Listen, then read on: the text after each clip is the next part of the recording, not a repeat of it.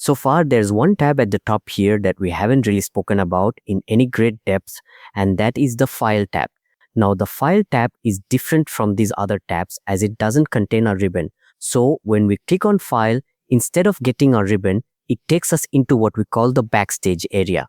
And this area is a little bit similar to the start screen that we see when we first launch Excel, but there are some major differences. We have a lot more options that we can select in that left-hand menu from File, and this Backstage area is really what we consider to be the admin area. This is where we can come to create new blank workbooks or even select a template. We can open workbooks from here, we can save workbooks from here, we can also do things like print workbooks, share them with other people, and even export them out to different file formats.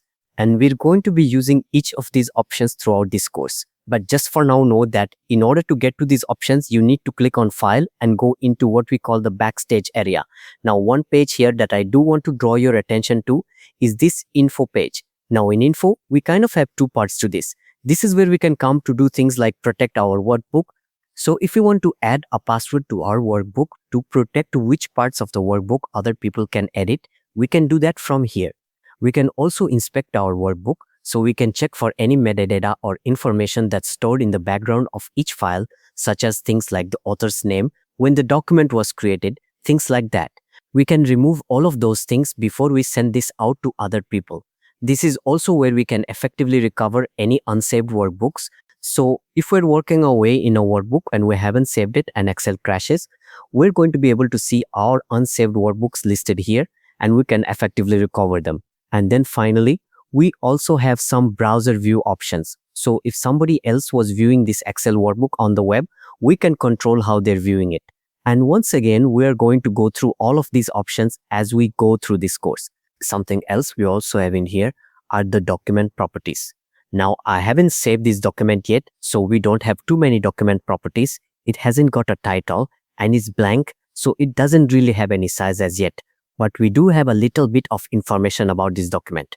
I can see when it was last modified, when it was created, when it was last printed, and I can also see that I'm the author and I was the person who last modified this.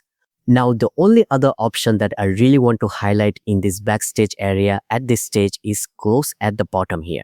If you recall previously when we were working in our Excel workbook, I mentioned that if you click the cross in the top right hand corner, that's basically going to close all of Excel. So if you got multiple workbooks open, it's going to close them all. If you simply want to close the workbook that you currently have open, you would choose Close from here.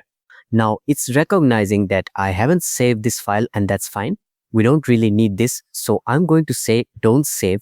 That file is going to close down, but notice that Excel remains open. And remember, if I want to quickly create a new blank workbook again, I can use my keyboard shortcut of Ctrl+N.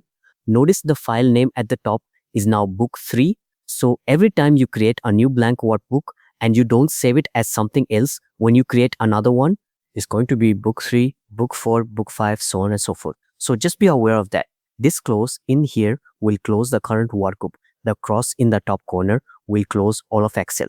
Now, if you want to backtrack out of this Backstage area and go back to your Excel workbook, you have a couple of different options. At the top here, just above where it says Home, we have a back arrow. If I click this, it's going to take me back to my workbook. Another way that we can do this is we can also press the Escape key on our keyboard, and that's going to take us back as well.